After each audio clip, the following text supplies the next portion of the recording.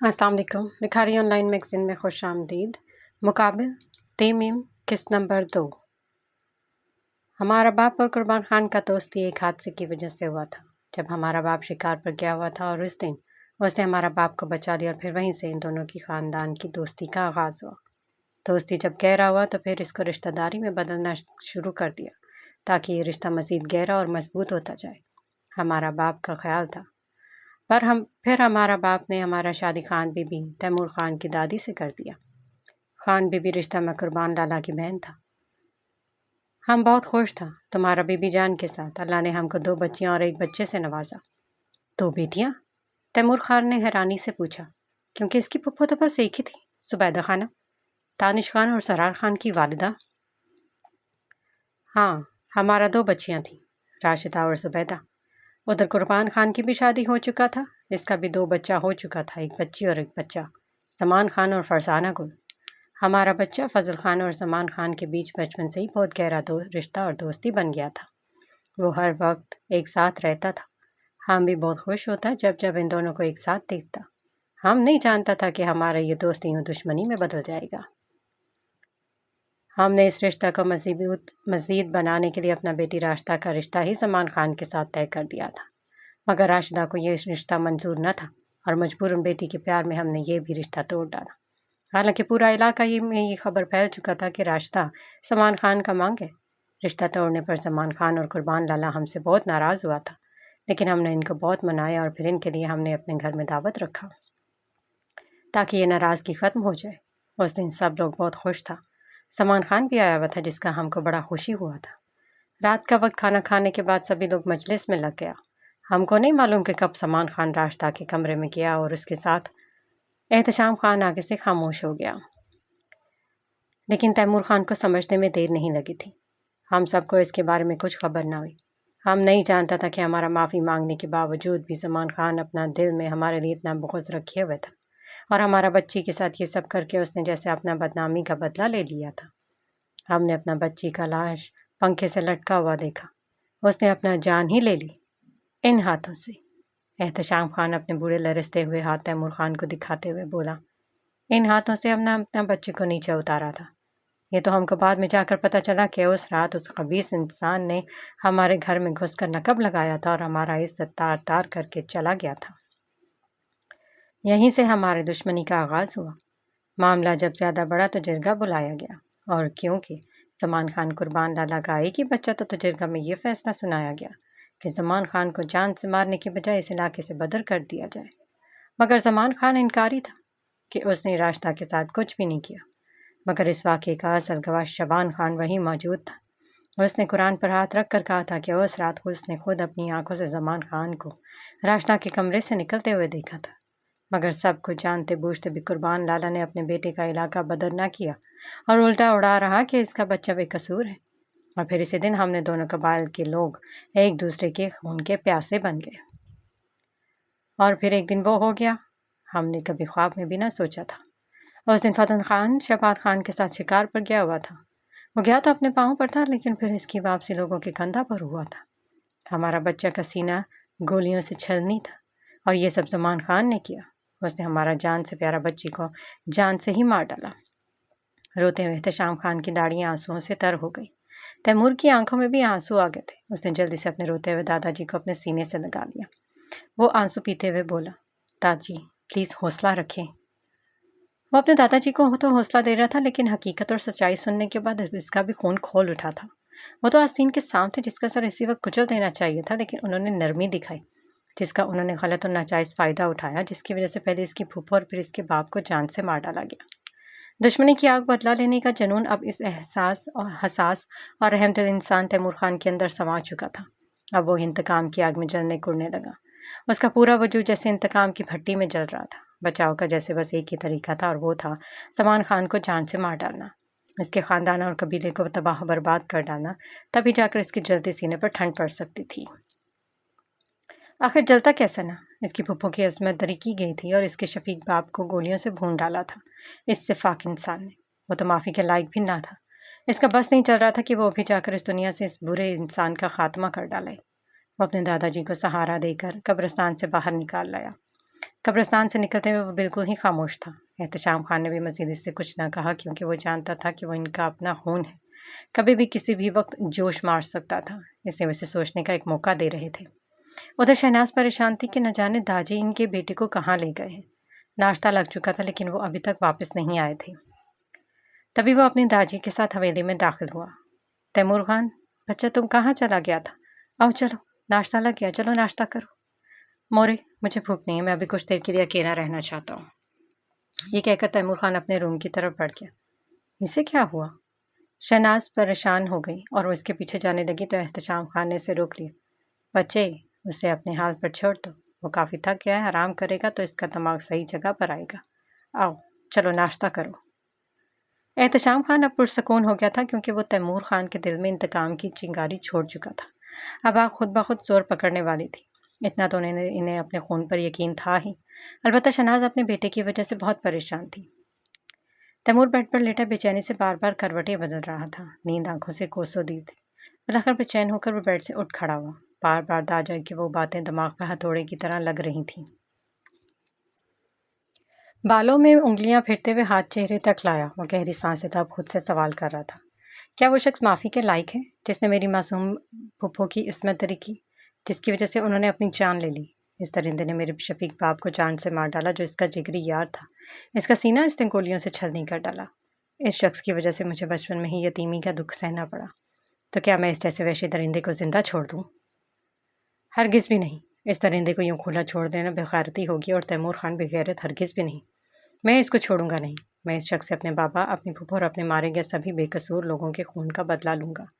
یہ تیمور خان کا وعدہ رہا۔ اب میں اس دشمنی کو آگے بڑھاؤں گا اور اسے دل و جان سے نبھاؤں گا۔ اس نے ایک مصمم ارادے کے ساتھ ایک حتمی فیصلہ کیا۔ وہ کمرے سے نکلا اور سیدھا داجی کے کمرے میں چلا آیا۔ داجی اس وقت شال اچھی طرح اوڑھے انگیٹھی جلائے بیٹھے تھے۔ اسے کمرے میں آتے دیکھ کر وہ مسکرا اٹھے۔ تیمور خان، تم ادھر اس وقت؟ جی دادا جی، مجھے آپ سے کچھ کہنا تھا، بلکہ نہیں، میں آپ کو اپنے فیصلے سے آگاہ کرنے آیا ہوں۔ وہ اپنے داجی کے پاس بیٹھتے ہوئے بولا۔ ہاں کہو، ہم سن رہا ہے۔ جی داجی۔ آ جاؤ میرا بچہ، ادھر آؤ، میرے پاس بیٹھو۔ داجی نے اسے اپنے پاس بیٹھنے کو جگہ دی۔ وہ گویا ہوا۔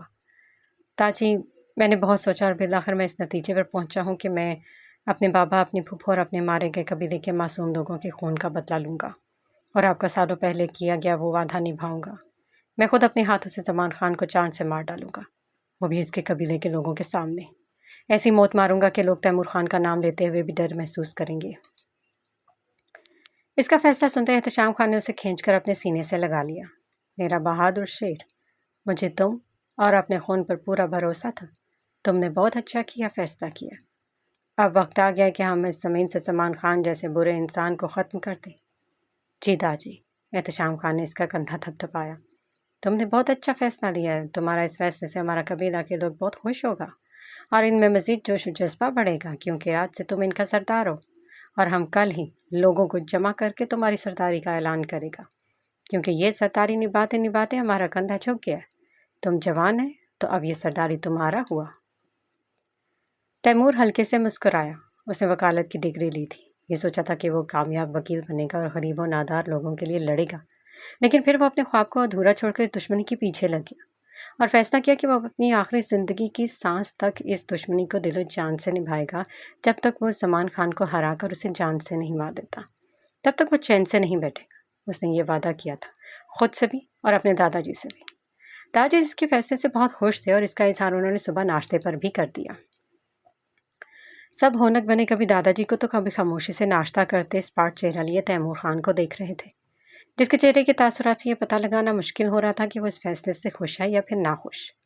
شعبان خان کا چہرہ مرجھا گیا تھا۔ اس کی تو خواہش تھی کہ وہ احتشام خان کے بعد اس قبیلے کا سردار بنے گا، لیکن احتشام خان نے اس کے سارے ارمانوں اور خوش فہمیوں پر پانی پھیر دیا تھا، یا پھر یوں کہو کہ دریا بہا دیا تھا، کیونکہ اس بیچارے نے اس سرداری کو پانے کے لیے نہ جانے کیا کچھ کیا تھا، اور جب کہ اسے پورا یقین ہو گیا کہ وہ سرداری سنبھالے گا، تب کہیں سے یہ تیمور خان آ ٹپکا تھا۔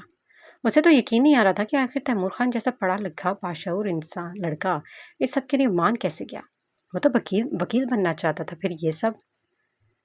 صرف شعبان خان ہی نہیں بلکہ باقی گھر کے افراد بھی سمجھ نہیں پا رہے تھے کہ آخر تیمور خان نے ایسا فیصلہ کیوں دیا، خاص کر شہناز۔ وہ تو شروع سے ہی سب کے خلاف تھی، وہ تو چاہتی ہی نہیں تھی کہ ان کا اکلوتا بیٹا سرداری سنبھالے اور اس دشمنی پہ پڑے، کیونکہ آج تک اس دشمنی سے سوائے موت اور خون خرابی کے کچھ بھی حاصل نہیں ہوا۔ وہ خوفزدہ تھی کہ کہیں وہ اپنے عزیز شوہر کی طرح اپنے بچے کو بھی نہ کھو دیں، اس لیے انہوں نے اپنے بیٹے کو ان سب سے دور رکھنے کے لیے پڑھنے US بھیجا تھا، تاکہ وہ ان سب سے دور رہیں۔ لیکن خون کی کشش نے جوش مارا اور وہی ہوا جن سے وہ ڈرتی تھی۔ ہم نے فیصلہ کیا ہم آج اس سب کو جمع کرے گا اور سب کے سامنے ہم اعلان کرے گا کہ آج سے تیمور خان تم سب کا سردار ہے۔ ہم آج اس کا دستار بندی کرے گا اور اسے اپنی سرداری کی جگہ پر بٹھائے گا۔ شابان خان، احتشام خان نے گہری سوچ میں ڈوبے شابان خان کو آواز دی۔ جی خان جی، تم قبیلہ کے سبھی لوگوں کو جمع کرو اور انہیں بتاؤ کہ آج رات تیمور خان کا دستار بندی ہے۔ وہ سب لوگ جمع ہو جائے، آج رات ہم دستار بندی کی تقریب رکھ رہا ہے۔ جی خان جی، ہو جائے گا، شابان خان نے آہستگی سے جواب دیا۔ آج ہم بہت خوش ہیں، ہمارا تیمور خان سردار بنے گا، ہم بہت زیادہ خوش ہیں۔ شکر ہے کہ آج ہم اپنی آنکھوں سے اس کو سردار بنتے دیکھے گا۔ احتشام خان نے پاس بیٹھے تیمور خان کا کندھا تھپتھپایا، جس پر وہ اپنے داجی کو دیکھ کر ہلکے سے مسکرایا۔ شہناز سے مزید چپ رہنا برداشت نہ ہوا تو وہ بول پڑی۔ داجی، ہم کو یہ سب ٹھیک نہیں لگ رہا، یہ سب ٹھیک نہیں ہے۔ کیا ٹھیک نہیں ہے؟ یہی کہ ہم اپنا بچہ کو اس دشمنی کی نظر نہیں ہونے دینا چاہتا۔ ہم نے فضل خان کو تو کھو دیا، لیکن تیمور خان کو کھونے سے ہم ڈرتا ہے۔ دیکھو بچہ لوگ، تم ایسا بات کر کے ہم سب کو غصہ دلا رہا ہے۔ سرداری سنبھالنا اب تبور کا ہی باری ہے، اور ہم… احتشام خان بول ہی رہے تھے، تیمور خان ان کی بات کاٹتے ہوئے اپنی ماں سے بولے۔ مورے، یہ سب ہم کسی کی زور زبردستی یا پھر کسی کی مجبوری کے تحت نہیں کر رہے، یہ سب ہم نے بہت سوچنے کے بعد فیصلہ لیا ہے، اور یہی بہتر ہے ہمارے لیے، کیونکہ میں فضل خان کا بیٹا ہوں، کوئی بزدل یا پھر ڈرپوک نہیں جو اپنے باپ کی موت اور اپنی پھوپھو کی لوٹی گئی عصمت کا بدلہ بھی نہ لے سکو۔ تو میرے لیے ایسے جینے سے بہتر یہی ہے کہ میں کھینچ چلو بھر پانی میں جا کر ڈوب مروں۔ ایک بات تو طے ہے، میں خود اپنے ہاتھوں سے زمان خان کو ماروں گا، یہ سب آپ لوگ دیکھ لینا۔ میں اپنے دشمنوں کو ایک ایک کر کے ماروں گا، وہ بھی ایسی موت ماروں گا کہ پوری دنیا کے لیے وہ نشان عبرت بن جائیں گے۔ یہ سنتے ہی ناشتہ کرتے شابان خان کے حلق میں نوالا پھنسا اور وہ بری طرح سے کھانسنے لگا۔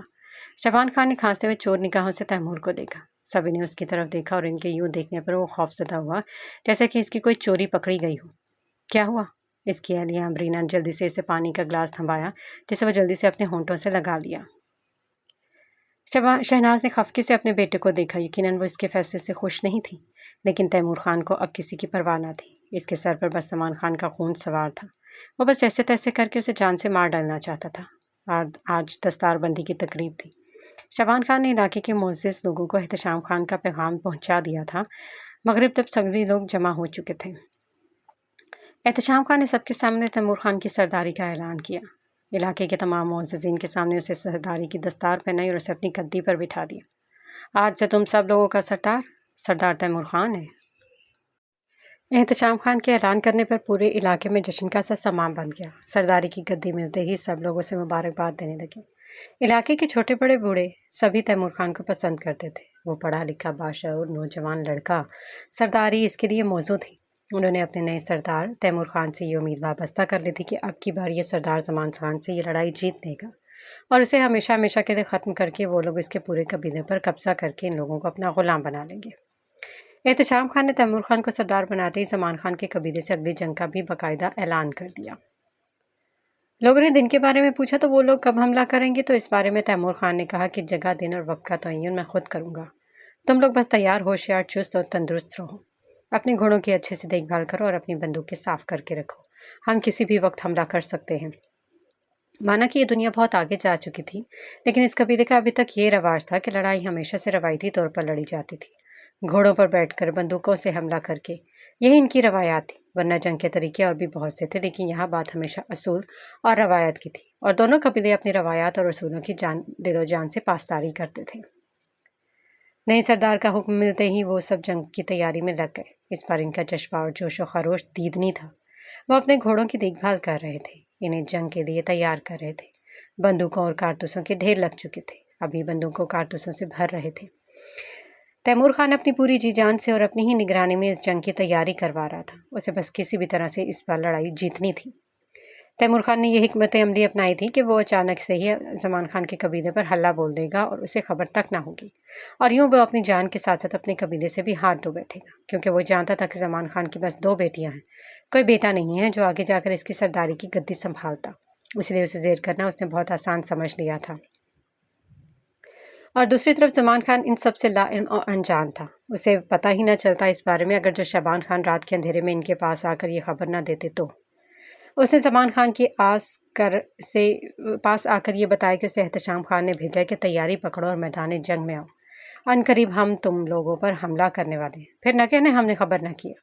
यह पैगाम पहुंचाकर शबान खान वहां से चुपके से वैसे ही रवाना हो गया जैसे वो आया था। अलबत्ता ज़मान खान परेशान हो गए थे क्योंकि वो इस जंग और खून खराबे के खिलाफ थे जिसमें बहुत सारे बेकसूर लोग मारे जाते थे। उसने बहुत बार एहतशाम खान को जंग रोकने और सुलह के लिए बहुत बार शबान खान के हाथों पैगाम भी भिजवाए, लेकिन दूसरी तरफ से कोई मुस्बत रद्द अमल सामने न आया, बल्कि उल्टा जंग का तबल बजाया गया। क्योंकि वो दोनों ही असल हकीकत और दुश्मन से अनजान थे, क्योंकि ये बीच का मुनाफिक इंसान शबान खान ही था जिसकी ये लगाई हुई आग सारी थी। वही था जिसने इस दुश्मनी और जंग की बुनियाद रखी, उन दोनों कबीलों को लड़ने के लिए अपनी हर मुमकिन कोशिश की ताकि वो सरदार बन सके। अब जबकि उसकी ये ख्वाहिश पूरी ना हो चुकी तो लगाई बुझाई करके इन दोनों कबीलों को ही पूरी तरह से तबाह बर्बाद करके रख देना चाहता था। एहतशाम खान, अबरार खान, दानिश खान और ज़रार खान को भी इस लड़ाई में शिरकत की दावत दे चुका था। हालांकि ज़रार खान और दानिश खान तो किसी को कानो कान खबर हुए बगैर चुपके से वापस शहर भाग जाने का सोच रहे थे जब से उन्होंने जंग का ऐलान सुना था, क्योंकि वो दोनों भाई अमन पसंद लोग थे। वो इस लड़ाई खून खराबे के खिलाफ थे, लेकिन बेचारे भागने से पहले ही बुरी तरह फंस गए। अब इन्हें किसी भी तरह इस लड़ाई में हिस्सा लेना था। हालांकि उन्होंने आज तक बंदूक को हाथ ना लगाया था, तो इस लड़ाई में शिरकत करके वो मुखालिफ कबीले के लोगों को जान से कैसे मार सकते थे। इन दोनों भाइयों ने अपने बाप की बहुत मिन्नत समाजत की कि इनको इन सब से दूर रखा जाए, इन्हें यहाँ से जाने दिया जाए, लेकिन इनके बाप ने इन्हें बुरी तरह से झिड़क कर रख दिया कि वो लोग किसी भी हाल में इस लड़ाई में हिस्सा लेंगे, चाहे इन्हें बंदूक चलाना आती हो या फिर नहीं। मैदान जंग में वो लोग ज़रूर जाएंगे, ख्वाह मरने के लिए ही क्यों ना। इन्हें अपने बाप से ऐसी बेरहमी की तवक्को हरगिज़ नहीं थी। वो तो खुद अपने हाथों से अपने दोनों बेटों को तैयार करके इन्हें जान से मरवाने के लिए मैदान में भेज रहे थे। ज़रार खान बेचारा तो पलवशा तैमूर खान की बहन को देखने यहाँ आया था, वरना वो कहाँ आता यहाँ। लेकिन वो बहुत बुरा फंसा था। अपने इश्क चक्कर में अब उसे जान से जाना पड़ रहा था। मरते क्या ना करते कि मुस्ताक के मुताबिक इन दोनों मासूमों को इस जंग में जैसे तैसे करके शिरकत करना थी। अगर ना भी करते तो जान से चले जाते। सोचा कि जाकर ही जान से चले जाएंगे, कुछ तो इज्जत बन जाएगी। इन दोनों की वालदा भी इस सब के खिलाफ थे, लेकिन अपने बाप और शौहर के फैसले के आगे वो कर भी क्या सकती थी सवाए आंसू बहाने के। कबीले के मोअज़्ज़ज़ीन ने एहतशाम खान के जंग के ऐलान पर यही कहा कि वो लोग भी जंग के बदले जंग करें, कोई अमन कोई सुलह नहीं होगी अब। लेकिन ज़मान खान खून खराबा हरगिज़ नहीं चाहता था, क्योंकि वो जानता था कि इस जंग में पहले की तरह फिर से बहुत से मासूम लोग बेमौत मारे जाएंगे, कई बच्चे यतीम और औरतें बेवा हो जाएंगी। इसलिए उसने जंग के बदले उन्हें एक बार फिर से एक आखिरी बार सुलह और अमन का पैगाम शहबाज खान के जरिए भिजवाया। और शहबाज खान तो था ही असल फसाद की जड़, वहीं तो इस इलाके में इन दोनों कबीलों के दरमियान अमन सुकून नहीं चाहता था। भला वो कैसे एहतशाम के पास जाकर ज़मान खान की तरफ से भेजे गए अमन का पैगाम पहुंचाता, बल्कि उल्टा उसने जाकर कहा कि ज़मान खान को अपने जासूसों के जरिए जंग की भनक पड़ गई है, और उसने ये पैगाम भेजा है कि अगर वो मर्द का बच्चा है, अगर तुम लोगों में इतना ही हिम्मत है तो मैदान में आओ, हम देख लेगा तुम सबको। शहबाज खान ने अपनी तरफ से यही पैगाम भेजा जो कबीले के मोअज़्ज़ज़ीन एहतशाम खान और ख़ास तौर पर तैमूर खान को आग बगोला कर गया। तैमूर खान जो एक बार फिर से अमन के बारे में सोच रहा था, हालांकि उसे ये खून खराबा अच्छा नहीं लग रहा था, लेकिन जब शबान खान ने ज़मान खान का पैगाम सुनाया तो इसका दिल चाहा कि ज़मान खान के जिस्म के हज़ारों टुकड़े कर डाले। शहबाज खान को बड़ी जल्दी थी। वो बार बार जंग का रात ला रहा था। उसे जंग की जल्दी इसलिए भी थी कि हमेशा की तरह इस बार भी उसने बहुत बड़ा मंसूबा बनाया था। उसने सोच रखा था कि जब दोनों कबीलों के लोग आपस में लड़ रहे होंगे, तब वो हमेशा की तरह खामोशी से एक जगह बैठ छुप कर सारा मंजर देखेगा। वो चाहता था कि दोनों कबीलों के सरदार आपस में लड़ झगड़ कर मर जाएं और फिर वो दोनों कबीलों पर कब्जा करके इनका सरदार बन जाए। अगर इस बार भी ज़मान खान जीत गया या पर अब की बार तैमूर खान कुछ बड़ा कर डाले, तो इस बारे में भी उसने सोचा था कि कोई एक सरदार अगर बच भी गया तो फिर वो बुज़दिलों की तरह छुपकर इस पर पीछे से वार करेगा और इसे चांद से मार डालेगा, ताकि सरदारी के लिए इसका रास्ता साफ हो जाए, क्योंकि इनके पास सरदारी का असल उम्मीदवार यही था। अबरार खान, ज़रार और दानिश खान तो सरदारी में कोई दिलचस्पी नहीं थी। प्लान तो उसने बड़ा और मजबूत बनाया था। अब देखना यह था कि आया ये प्लान उसका कामयाब होता भी है या फिर हमेशा की तरह इस बार भी उसे नाकामी का मुंह देखना पड़ेगा। شبان نے جا کر سلمان خان کو احتشام خان کا یہ جواب دیا کہ وہ لوگ ہرگز بھی صلح پر راضی نہیں ہوں گے اور ہر حال میں جنگ ہر صورت میں ہوگی، اور اس پر اس کا مرنا یقینی ہے۔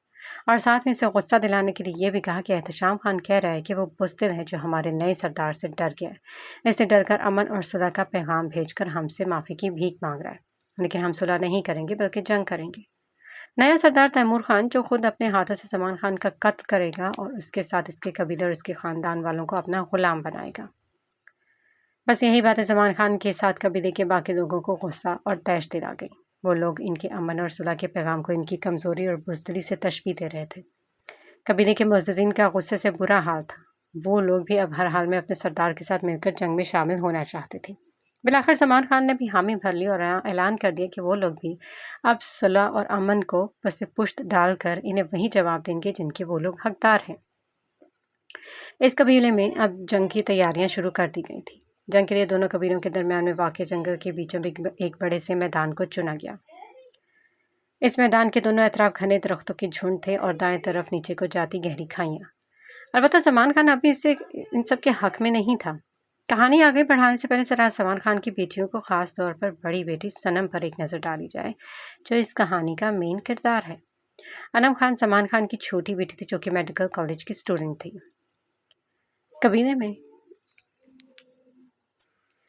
قبیلے میں بچیوں کو نہ پڑھانے کا رواج تھا، لیکن سلمان خان نے اس رواج کو توڑا اور اس نے اپنی دونوں بچیوں کو اعلیٰ تعلیم دلوا کر ان سب کے لیے خود کو ایک رول ماڈل سردار کے طور پر پیش کیا تاکہ قبیلے کے باقی لوگ بھی اپنے سردار کے نقش قدم پر چل کر اپنی بچیوں کو اعلیٰ تعلیم دلوائیں۔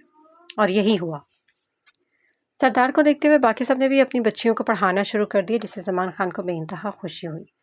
اگرچہ ان کا کوئی بیٹا ان کا وارث نہ تھا جو آگے جا کر ان کی گدی سنبھالتا، لیکن پھر بھی اس نے اپنی بچیوں کی پرورش میں کسی بھی قسم کی کوتاہی یا پھر بے توجہی نہیں برتی تھی۔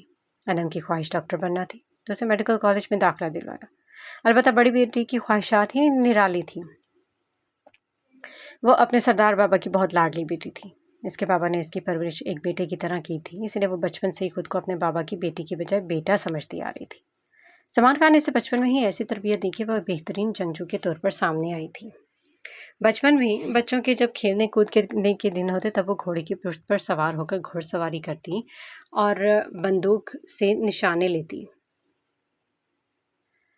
وہ اتنی ہوشیار تھی کہ بچپن میں اس نے جنگی فنوں میں مہارت حاصل کر لی اور اس کا پورا بچپن گھوڑے کی پشت پر بیٹھ کر بندوق یا پھر تیر اندازی سے نشانہ بناتے ہوئے گزرا تھا۔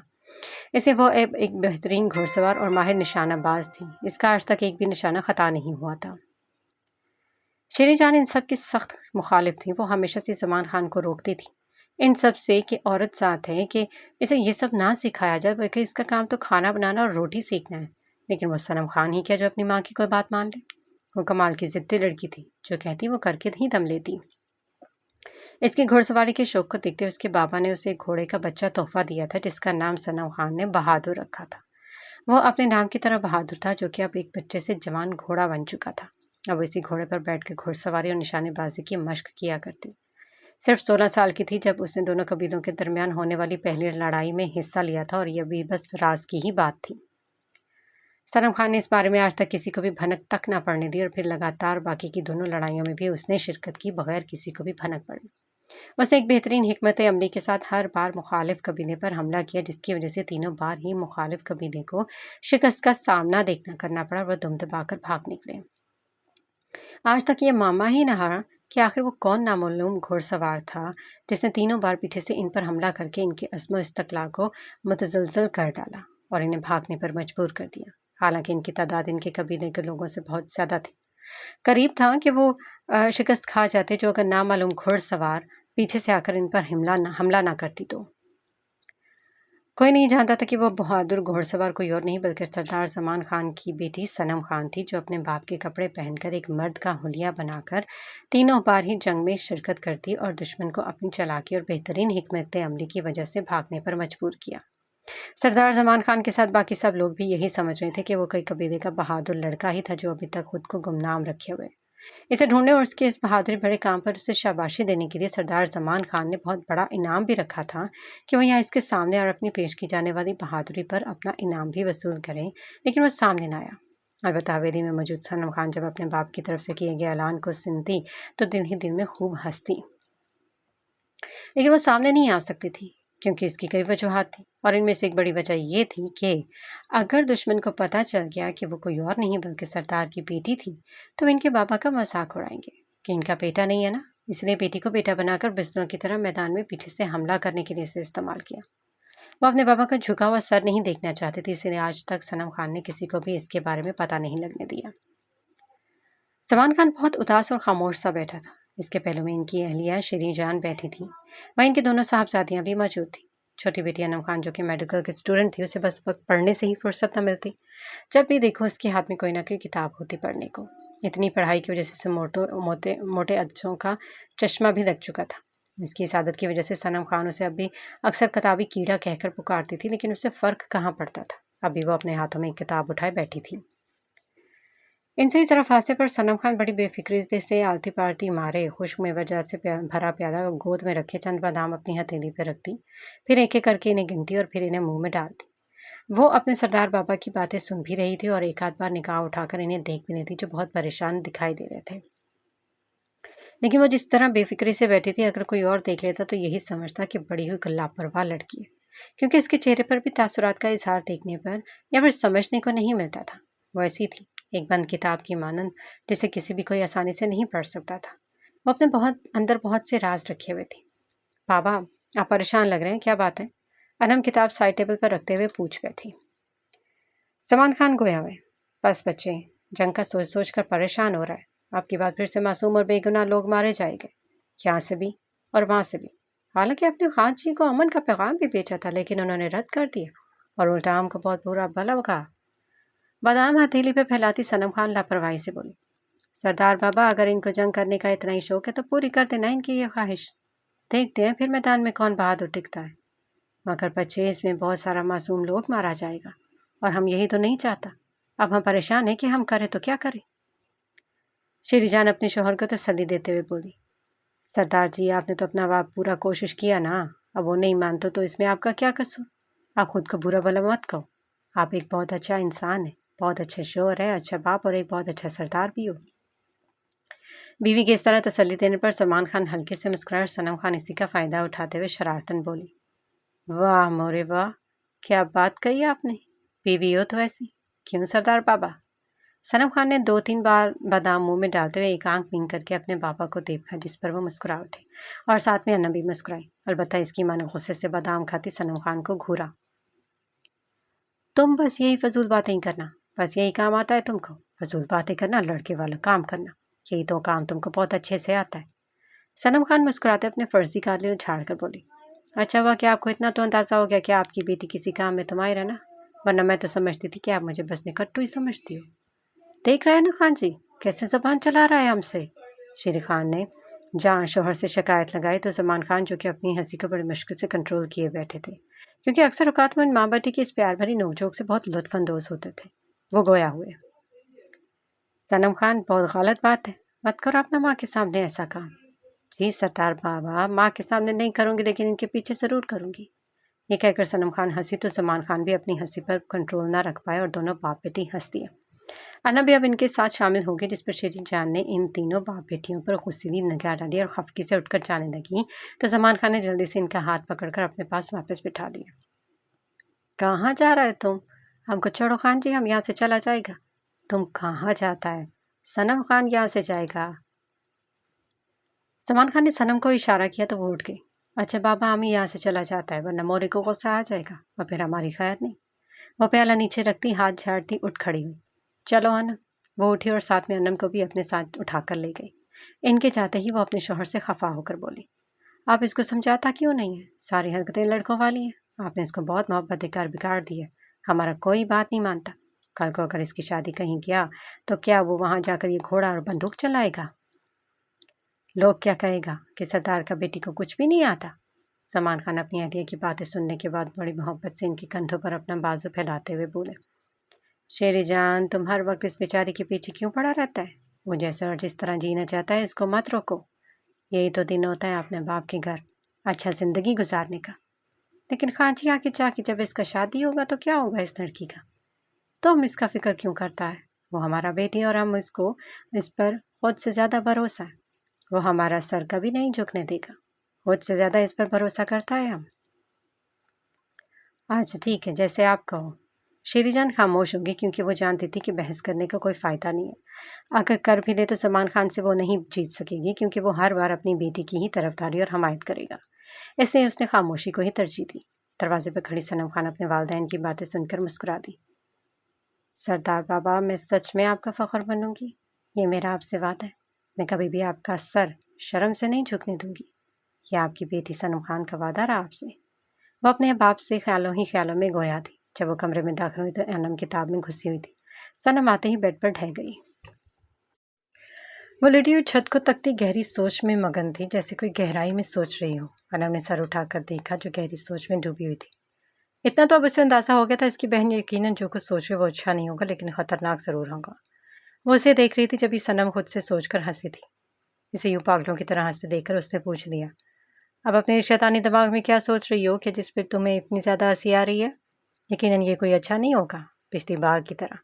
अनम के कहने पर सनम खान ने कोनी बेड पर टिकाई और हथेली पर सर रखी उसे यूं देखा जैसे वो कह रही हो कि तुमने बिल्कुल दुरुस्त अंदाजा लगाया। इसे यूं देखने पर अनम किताब बंद करते हुए बोल पड़ी, मैं जानती थी, लेकिन तुम सोच रही हो वो अच्छा तो और किस भी नहीं होगा। यार तुम आखिर सुधर क्यों नहीं जाती? क्यों अपनी इन हरकतों से बाज नहीं आती? तुम्हारी वजह से मोरे हर वक्त परेशान और टेंशन में रहती हैं। अगर मैं सुधर गई तो फिर इन बुरे लोगों को कौन सुधारेगा? और रही बात मोरे की, वो तो बिना वजह ही मेरी वजह से परेशान रहती है। वो चाहती हैं कि मैं घर बैठकर हांडियाँ चढ़ाना और रोटियाँ बनाना सीखूं। क्या मैं इन कामों के लिए पैदा हुई हूँ? वो अनम को सवालिया नजरों से देखती इससे पूछ रही थी। तुम इन सब के लिए बेस्ट हो, मैं तो बस जंग के लिए पैदा हुई हूँ। वो बड़े फ़ख्र से बोली, मुझे तो अपने बाबा का सरदार बेटा बनना है। वो सोचो मैं क्यों उन ख्यालों ही ख्यालों में मुस्कुराई। वैसे तुम क्या सोच रही हो, बताओ मुझे? अनम ने पूछा। क्यों बताओ? मैं जानती हूँ कि तुम पेट और जबान की बहुत हल्की हो। ताकि तुम्हें बताऊँ तुम जाके मोरे को बता दो। अब फिर मोरे मेरा बाहर निकलना तो दूर की बात है, मेरे कमरे से भी नहीं निकलने देंगी। ऐसा क्या करने जा रही हो तुम, बताओ मुझे? अनम खान को सनम खान की तरफ कुछ अच्छा तासुर नहीं मिल रहा था। यकीनन वो बहुत कुछ बुरा और बड़ा करने का सोच रही थी। तुमसे हूँ मैं, मुझे बताओ सनम खान के क्या करने वाली हो तुम? बस तुम देखती जाओ कि मैं करती क्या हूँ। वैसे आपस की बात है, ज़बान का वज़न बहुत हल्का होता है, लेकिन कोई कोई उसे संभाल पाता है। सनम खान ने अनम पर तंज किया, क्योंकि वो हर बार जाकर अपनी माँ को बता देती थी। ये सुनकर अनम ने गुस्से से पास पड़ा कुशन उठाकर इसकी तरफ दे मारा, जिसे सनम ने ठीक वक्त पर कैच कर लिया। गुड कैच, वो मुस्कुराकर कहती वहीं कुशन अपने सर के नीचे कर दिया। अनम इसकी मुस्कुराहट पर दांत पीस कर बोली, तुम्हारा कुछ नहीं हो गया सनम खान? और इससे ही कहती है तुम्हारा दिमाग खराब हो गया। वो मुंह बनाती दोबारा से किताब खोलकर पढ़ने लगी। कबीले के बाकी लोगों की तरह सनम खान भी सख्त ट्रेनिंग करके खुद को जंग के लिए तैयार कर रही थी। उसने निशाना साधने के लिए कतार में बहुत सी शीशों की बोतलों को रस्सी के जरिए नीचे की तरफ लटकाया ताकि वो उन सबका निशाना ले सके। सब कुछ तैयार था। उसने बंदूक में कारतूस डाले और उसे कंधे से लटकाया, लेकिन बहादुर कहीं नहीं दिखाई दे रहा था। सनम ने जो ही सीटी बजाई, इसी वक्त बहादुर कहीं से नमूदार और दौड़ता हुआ सनम खान तक आया। अब वो इसके हाथों को चाट रहा था। सनम खान ने प्यार से इसकी पेशानी सुलाई और झुककर इसकी पेशानी को चूम लिया। चलो बहादुर, हम ट्रेनिंग करता है। वो 2-3 कदम पीछे को हुई, फिर दौड़ती हुई जंप लगाकर बहादुर की पीठ पर बैठ गई। बंदूक कंधे से उतारी और बहादुर को ऐंठ लगाई, क्योंकि बहादुर सरपट मैदान में दौड़ने लगा।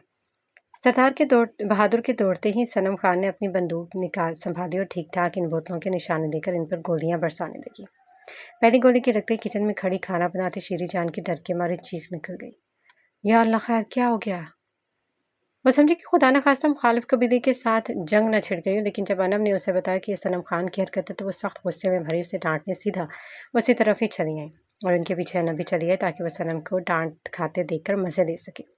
उसे तब बहुत मज़ा आता था जब जब वो सनम खान को माँ से डांट खाते देखती थी, क्योंकि इस वक्त सनम खान की हालत देखने से ताल्लुक़ रखती थी, जिसे बाद में जाकर अनम काफ़ी दिनों तक ये सब कहकर उसे चिढ़ाती थी। सारी बोतलों का ठीक ठाक निशाना लेकर इन्हें तोड़ चुकी थी। वो माहिर निशानाबाज थी, इसका निशाना कभी भी नहीं चूकता था। अपनी इसी काबिलियत पर उसे खुद पर फख्र था। वो एक हाथ में बंदूक पकड़े घोड़े से नीचे कूदी। अब वो बहादुर की पेशानी पर हाथ फेरते हुए बोल रही थी, तुम्हारा बहुत बहुत शुक्रिया बहादुर, इन सब में तुम्हारा भी बहुत बड़ा हाथ है। मुझे तुम इस बंदूक की तरह बल्कि इससे भी बहुत ज़्यादा अजीज़ हो। उसने झुककर इसकी पेशानी चूम ली। इसी वक्त शीरी जान गुस्से से वहाँ आई। सनम खान, सनम खान, माँ की गुस्से से भरी आवाज़ सुनकर सनम खान ने अपनी आंखें जोर से मीची। मर गई यार, मोरे तो इधर ही आ रही है। वो पलटी तो शेरी जान को इंतहाई गुस्से में वहाँ आते देखा और इनके पीछे किताब पकड़े अनम भी साथ थी। यकीनन वही इन्हें यहाँ लाई थी। लड़की, तुम आखिर सुधरता क्यों नहीं है? क्यों तुमने हमारा जीना नाम कर रखा है? तुम पागल है क्या? लड़की है तो लड़की रहे, लड़कों वाले काम करके तुमने कौन सा लड़का बन जाएगा? सनम खान सर झुकाए अपनी माँ की डांट टपट सुनने लगी, क्योंकि वो जानती थी अगर सामने से इन्हें कोई जवाब दिया तो फिर इसकी खैर नहीं। इसलिए खामोशी से सर झुकाए खड़ी रही। लेकिन पीछे खड़ी अनम इसकी इस भीगी बिल्ली वाली हालत देखकर हंस रही थी। सनम खान ने सर उठाकर उससे आंखें दिखाई, जिस पर श्री जान और गुस्सा आई। इसको क्या आंखें दिखाता है? हमसे तो बात करो तुम। मोरे माफ़ कर दे, आइंदा नहीं करूँगी। वो मासूमियत के सारे रिकॉर्ड तोड़ते हुए मस्कीन सी शक्ल बनाकर बोली, लेकिन श्री जान भी उसकी माँ थी। इसकी सारी चालाकियों को वो समझती थी। नहीं, तुम नहीं सुधरने वाला। तुम पर इस बार हरगिज़ भी रहम नहीं होगा। लाओ दो हमको ये बंदूक, आज से तुम इसको हाथ भी नहीं लगाएगा। मोरे, सनम खान ने इनकी बात सुनकर बंदूक को जल्दी से सीने से लगा दिया, मुबादा कहीं इसकी माँ इसकी बंदूक छीन न ले। बंदूक देता है या फिर तुम्हारे बहादुर को अपने लाला के हाथों भेज दूँ? वो कब से हमारा मिन्नत कर रहा है कि उसे ये घोड़ा चाहिए। अब तुम्हारा मर्जी है, बहादुर देगा या बंदूक? मोरे, सनम खान रोने वाली शक्ल बनाकर बोली, मुझे दोनों नहीं देना। ठीक है, फिर हम आज ही लाला से कहते हैं वो आकर बहादुर को यहाँ से ले जाए। सनम खान डर गई थी, क्योंकि उसकी माँ जब एक बार को फैसला कर लेती तो वो करके ही दम लेती थी। इसलिए उसने बहादुर की बजाय अपनी बंदूक की कुर्बानी देना मुनासिब समझा। शेरी जान जो ही पलटी, सनम खान जल्दी से इनके सामने आकर बोली, अच्छा ठीक है, ये बंदूक रख लो, लेकिन फिलहाल के लिए हम कल आकर इसको ले जाएगा। हरगिज़ भी नहीं, अब की बार तुमको यह नहीं मिलेगा। शेरी जान इसके हाथ से बंदूक लेते हुए बोली, और चलो हमारा साथ, आज तुम रोटी बनाना सीखेगा। क्या रोटी? सनम खान ने यूं कहा जैसे रोटी नहीं बल्कि किसी और चीज़ का नाम लिया। लेकिन मोरे, हमको नहीं बनाना आता ये रोटी शोटी। जब कोशिश करेगा तो सब बनाना आ जाएगा। चलो हमारा पीछे। शेरी जान ने उसे हुक्म दिया और आगे बढ़ गई। सनम खान ने ठंडी आह भरी। मोरे, इन हाथों में रोटी की बजाय बंदूक अच्छा लगता है। यह बंदूक के लिए ही बना है। सनम खान अपने दोनों हाथ फैलाए बोली तो शेरी जान ने मुड़कर गुस्से से घूरा, जिस पर वो जल्दी से बोली, मैं ये कह रही थी कि मोरे को रोटी ही अच्छी लगती है मेरे हाथों में। हाँ, यही कह रही थी मैं। उसने मुस्कुराने की नाकाम कोशिश की, जिस पर अनम की हंसी निकल गई और सनम खान ने उसे आंखें दिखाई। चलो अब हमारा पीछे, शेरी जान ने हुक्म दिया। जी मोरे, वो कहती अपनी माँ के पीछे चल दी, क्योंकि आज तो इसकी माँ इसे रोटी बनवा कर ही दम लेने वाली थी। ये उसे पता था और वो भी बंदूक वापस लेने के लिए लालच में मान गई थी।